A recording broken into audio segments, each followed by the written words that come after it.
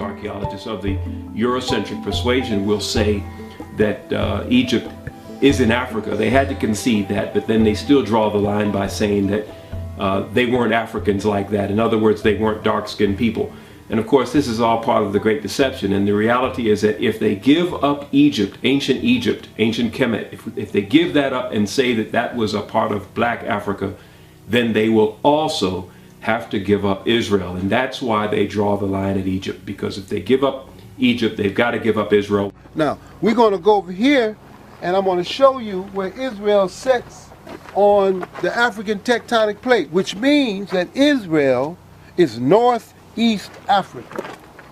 Now, when we look at this map, this is the Sinai. Okay? This is the Red Sea. This is Egypt. This is the Sinai. This is Israel. All right? This is Saudi Arabia over here.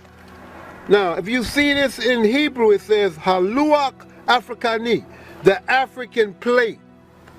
Here it is right here. Israel is sitting right here. Israel is sitting on the Haluach Afrikani, which means that Israel is northeast Africa. A system built to divide and impoverish and destroy us cannot stand if we do. All right? It's kind of basic mathematics. The more we learn about who we are and how we got here, the more we will mobilize. It is better for us to go to our own schools, and after we have a thorough knowledge of ourselves, of our own kind, and racial dignity has been instilled within us, then we can go to anyone's school and we'll still retain our race pride, our racial dignity, and we will be able to avoid the subservient inferiority complex that most Negroes have, or that is instilled within most Negroes who receive this sort of integrated education. I fight in America, I fight anywhere. Ain't no place worse than America to black people. No, I think it is a valid question, Mohammed. What about South Africa? Supposing you had a massive offer, say $20 million to fight Joe Bugner in South Africa. I'll go to South Africa for nothing, so on the conditions how I go. I'm not going to be with no white people. I admire them for wanting to stay white, and I want to stay black. So I'm not angry because of that. I don't like the injustice as far as the bad living, inadequate living. That's not my business to get in another country's affair. So I can't go over there preaching like I would in the States. That's why the racism that we see now isn't new. It's just forming because you, as God's people, are starting to say, let us go.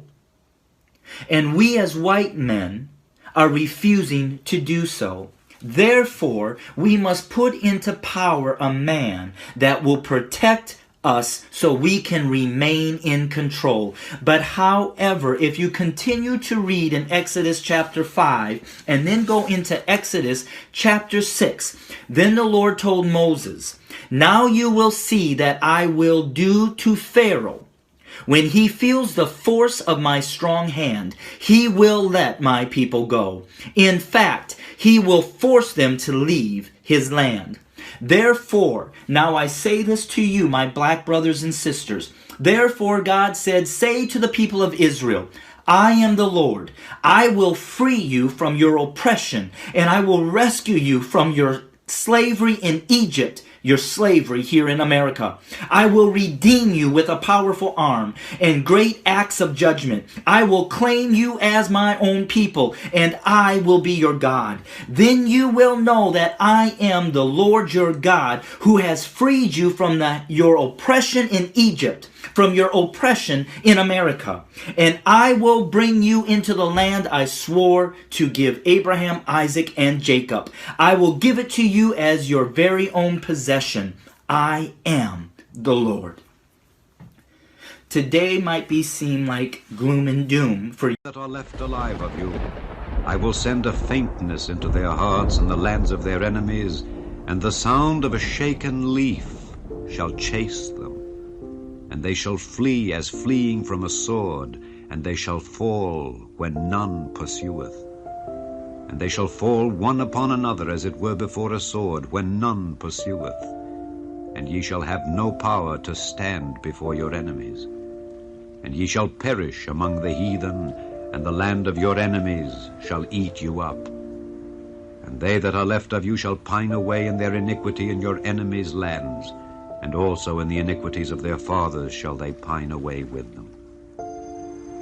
If they shall confess their iniquity, and the iniquity of their fathers, with their trespass which they trespassed against me, and that also they have walked contrary unto me, and that I also have walked contrary unto them, and have brought them into the land of their enemies, if then their uncircumcised hearts be humbled, and they then accept of the punishment of their iniquity, then will I remember my covenant with Jacob, and also my covenant with Isaac, and also my covenant with Abraham will I remember, and I will remember the land. The land also shall be left of them, and shall enjoy her Sabbaths while she lieth desolate without them. And they shall accept of the punishment of their iniquity, even because they despised my judgments, and because their soul abhorred my statutes. And yet, for all that, when they be in the land of their enemies, I will not cast them away, neither will I abhor them to destroy them utterly, and to break my covenant with them. For I am the Lord their God. But I will for their sakes remember the covenant of their ancestors, whom I brought forth out of the land of Egypt in the sight of the heathen, that I might be their God. I am the Lord. These are the statutes and judgments and laws which the Lord made between him and the children of Israel in Mount Sinai by the hand of Moses.